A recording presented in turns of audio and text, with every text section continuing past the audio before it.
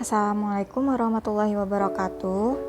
Perkenalkan, nama saya Anissa Azahra dari kelas 2 BG PAUD.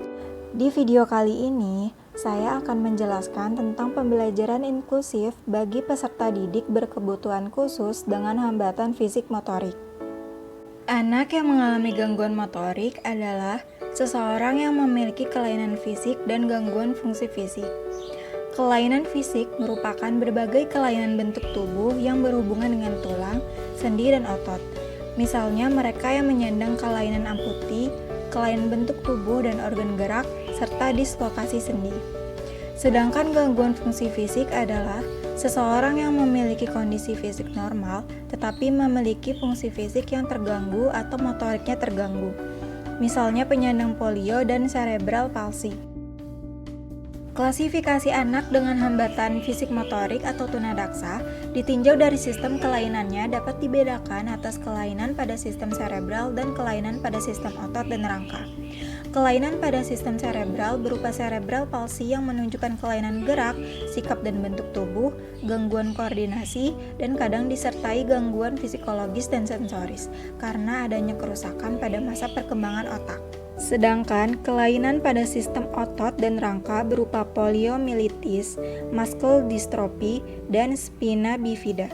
Poliomyelitis merupakan suatu infeksi penyakit pada sumsum tulang belakang yang disebabkan oleh virus polio yang mengakibatkan kelumpuhan yang bersifat menetap dan tidak mengakibatkan gangguan kecerdasan atau alat-alat indera.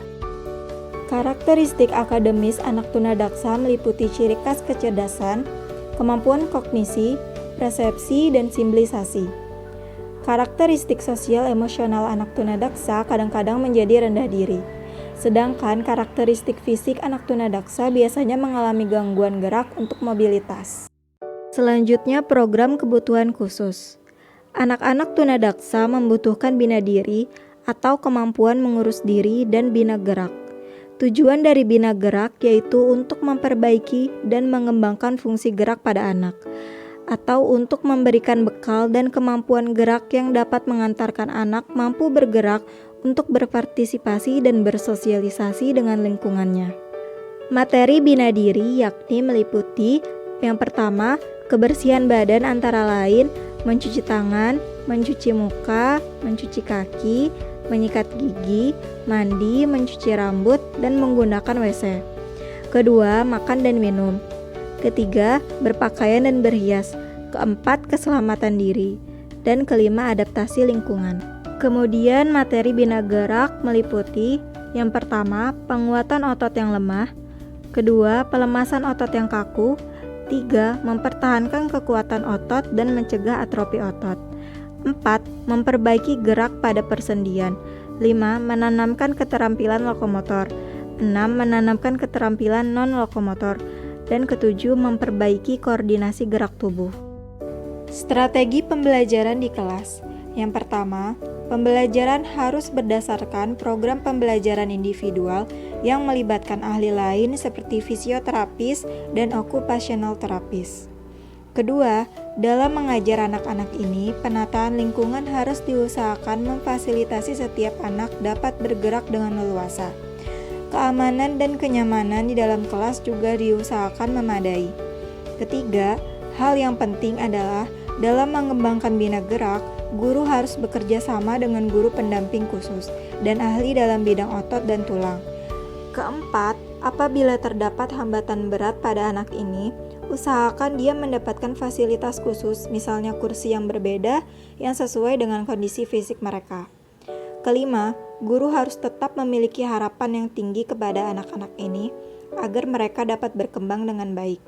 Keenam, guru harus membiasakan kepada anak-anak lain untuk tidak memanggil nama anak-anak ini dengan istilah yang tidak sesuai. Ketujuh, beri kesempatan anak-anak ini untuk tetap melakukan kegiatan bersama dengan teman sesuai dengan kondisi mereka. Kedelapan, berikan latihan untuk mengembangkan sensori motor seperti meronce, mewarnai, menempel, bermain puzzle, dan lainnya.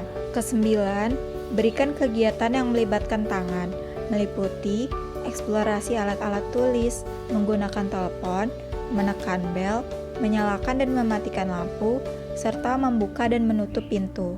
Ke-10, latihan mobilisasi seperti berdiri, berjalan, menaiki tangga di dalam dan di luar ruangan. Latihan penggunaan alat-alat pendukung untuk berdiri, berjalan, dan keseimbangan alat-alatnya meliputi braces, crutch, night splint, walker, serta kursi roda. Dan yang terakhir, latihan bina diri. Cukup sekian penjelasan dari saya. Kurang lebihnya mohon maaf. Wassalamualaikum warahmatullahi wabarakatuh.